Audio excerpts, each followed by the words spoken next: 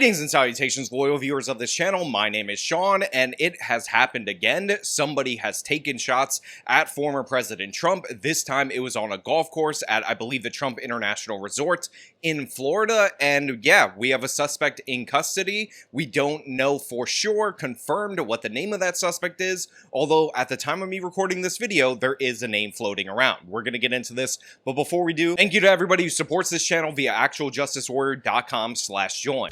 Give me the money. Give me the money. Okay? So for those of you who are unaware, on Sunday, President Trump was golfing with his buddies, a normal thing that he would normally do, and as he was moving to putt on a specific hole, I believe it's hole 5, the New York Post has an overhead thing that will give you an indication where this was. A man was with a rifle behind a chain link fence with ceramic tiles and a GoPro camera, and he appeared to fire about 4 shots on President Trump, according to reporting done by Sean Hannity, who spoke to President Trump just recently, and this video ended up online on theinternet.com. Apparently, the Secret Service immediately tackled him, immediately shielded his body from the first attempt. We know exactly how they would do this, and some Secret Service agents returned fire in that direction. Now, initially, people were reporting that it was a shooting in and around a golf course where the evil orange man was, where he was playing golf, and people speculated that it might be a gang shooting, but it is now confirmed by the FBI, by the local police, that this was in fact an assassination attempt on the evil orange man. And to be clear, it appears that this guy got between 300 and 500 yards of the evil orange man before taking his shot. And what's insane about this is that if you look at the layout of the golf course, it is entirely possible, had he not jumped the gun, so to speak, he might have even gotten a closer shot before he was detected. Now, as I said, there is a guy that is in custody. People are going through the Twitter account of somebody whose name matches the guy that is in custody, and as of right now, what we can tell from that Twitter account, which I will not be showing you the post until everything is confirmed, the guy appears to be a 2016 Trump voter who ended up churning on him in 2020 and now is even more opposed to him, and he also has an inordinate amount of tweets related to Ukraine. However, I will point out that he doesn't have the Ukraine flag in his bio. 1:30 this afternoon, call came out, shots fired. That was called in by the Secret Service. Because we're in constant contact with them all the time, we were notified of that, and we had units here that immediately sealed off the area. Fortunately, we were able to locate a witness that came to us and said, hey, I saw the guy running out of the bushes. He jumped into a black Nissan, and I took a picture of the vehicle and the tag, which was great. So we had that information. Our real-time crime center put it out to the license plate readers. And we were able to get a hit on that vehicle on I-95 as it was headed into Martin County. We got a hold of Martin County Sheriff's Office, alerted them, and they spotted the vehicle and pulled it over and detained the guy. After that, we took the victim, the witness that witnessed the incident, flew him up there, and he identified as the person that he saw running out of the bushes and jumped into the car. Now, Facebook, of course, took down his Facebook page before we could get any information on the guy. That's really unfortunate because it ends up preventing us from doing our work looking into the person. However, I've decided that I'm not going to name him because I'm shooting this same day, mere hours after it happened, and right now we just don't have confirmation on this. But if true, if this guy has a political motivation for this, and that political motivation is a left-wing motivation, that is really unfortunate for our country, and it just goes to show you how bad the rhetoric has gotten around the evil orange man, who I called the evil orange man as a joke, but many a lefty have compared him to Hitler, and very recently, and crazily enough, we have multiple different news outlets now blaming the evil orange man for the violent rhetoric, even though he was the target of this. Yeah. Do you expect there to be calls from within the Trump campaign to do that? Because he's going to reach out to his supporters and say, let's take this down. We do not know, again, the source of any gunshot or gunshots. We don't know who's responsible for this. The whole thing has yet to be 100% confirmed from start to finish how this all played out. But do you expect to hear anything from the Trump campaign about toning down the rhetoric, toning down the violence, or would that be atypical of the former president? Well, Alex, remember back to the assassination attempt on President Trump's life and how, there was talk of a new tone, and then the Republican convention was, by Trumpian standards, muted. And it did seem like he was, just trying to take it down a few notches. But then by the end of his convention speech, we were kind of back to where we started. So I don't know how long this could, this moment of unity for the country where we come together and we say, I don't want any political opposition to be under threat of violence. It's not okay, any threat of violence, we don't want.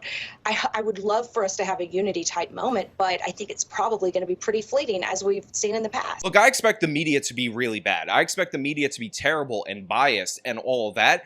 But mere hours after the attempt on President Trump's life, you have hosts on MSNBC saying that President Trump's violent rhetoric is responsible for this, that he is inspiring people to commit acts of violence, when again, he was the victim of this assassination attempt. But that is where our media is at. And this, unfortunately, isn't a one-off. There's also a clip from NBC News, again, related to MSNBC, where we have similar language coming from the hosts. And to me, this is maddening. Today's apparent assassination attempt comes amid increasingly fierce rhetoric on the campaign trail itself. Mr. Trump, his running mate J.D. Vance continue to make baseless claims about Haitian immigrants in Ohio. This weekend, there were new bomb threats in that town. Our Maggie Vespa is in Columbus, Ohio, with more. Look, I need to make something 100% clear to everybody out there in the audience so you can understand that this is not about pearl clutching or anything like that. I am fine with political rhetoric that heats up. I am fine with political rhetoric that paints your opposition as bad for the nation because you are running a campaign against that person.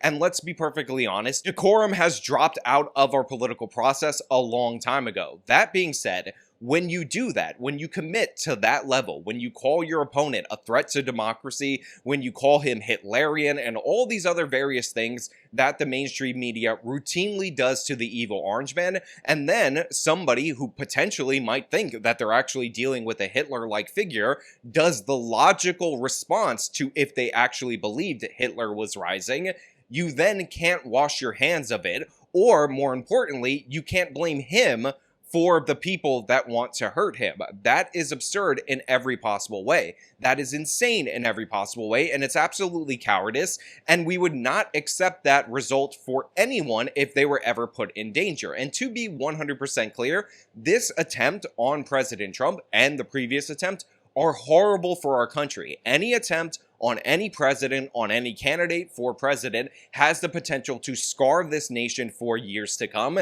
And in particular, the evil orange man is especially vulnerable to scarring this nation, because imagine the impact that it would have, not just on the perception of the Democratic Party, on the perception of the United States government, but on the perception of the Republican Party. You can't tell me that there aren't people, had this been successful, that would immediately start blaming J.D. Vance as well as the Harris campaign and the Biden administration. The fact of the matter is, the American people thinking that politicians are willing to kill their political opposition is not a good thing. It is not something that helps us move forward. But in this particular case, it appears, again, as of right now, suspect yet to be officially identified by the Florida police at the time of me recording this video, that might be the case. We might have somebody who's motivated by political positions, by opposition to the evil orange man, specifically related to Russia, Ukraine, which he seems to be posting about a lot.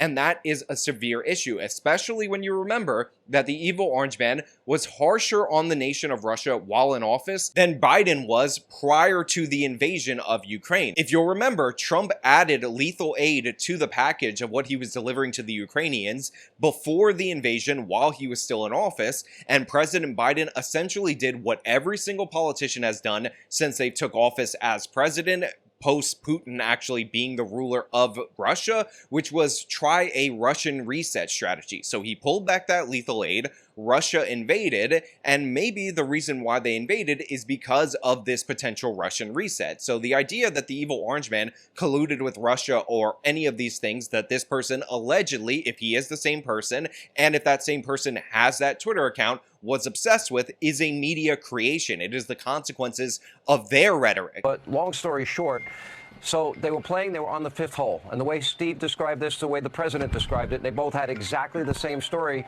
which was that they heard pop, pop, pop, pop. And Steve went into great specificity and great detail as to what happened right after. Within seconds, the Secret Service pounced on the president, covered him. You had snipers with tripods. They knew the direction where the shots had been fired, and they had eyes on the location where the shots had been fired. And long story short, they were. I have confirmed with both the president and with Mr. Witkoff that the gun has been found. They identified it as an AK-47, and thanks to Secret Service drone video coverage, they were able to identify the one individual involved in this shooting getting into a car after dropping the AK-47. And my understanding, according to both of them, is that that car has been identified, and I believe it's been surrounded. Whether or not that person has been apprehended or not, I don't know. Now, I will also point out that this comes after a bunch of different polling agencies show that Trump is tightening in the race, and the most accurate polling agency from 2020 and 2022 actually demonstrates that the evil orange man is not only in the lead in the overall election, which is the Electoral College, but actually took a 3-point lead in the popular vote. So this is the #1 most likely person to be president of the United States, the Republican nominee, somebody who was the 45th president of the United States of America, that is facing yet another attempt on his life. And yeah, this has disastrous implications for the Secret Service, especially when you have the press conference post this, where they talk about how, well, listen, like, we do take precautions and all that. And to be clear, they did dive on the president immediately, according to the people that Sean Hannity spoke to, but he's not the president, so we didn't completely surround the perimeter. We didn't do all the precautions that we would do for somebody who is currently the president of the United States, which I can understand and I think makes sense to a certain degree, but the fact of the matter is, he is a former president, and almost to the date, 2 months ago, he was subject to another assassination attempt. So all of those things that they say make sense under normal circumstances, but considering this just happened, considering he was just shot, remember, he was hit with one of the bullets, this to me is just an untenable thing to say at this moment in time, even if logically under normal circumstances it would make perfect sense. Now, a lot of people are going to allege and tie this to their political opponents and use it for political purposes. We shall see what the reaction is post this. I've already been on twitter.com and seen absolutely horrific reactions from people on the left, and we shouldn't be surprised at those reactions from people on the left. Remember, when Trump's brother died while Trump was in office, the #1 trending thing on social media was #WrongTrump, because a lot of these people were rooting for the evil orange man to die. So you cannot be surprised that not only those people, but the people in the media that pander to those people are kind of ambivalent about this, are kind of excited about this, even though I just will point out that this is disastrous in multiple ways. Kamala Harris is under Secret Service protection.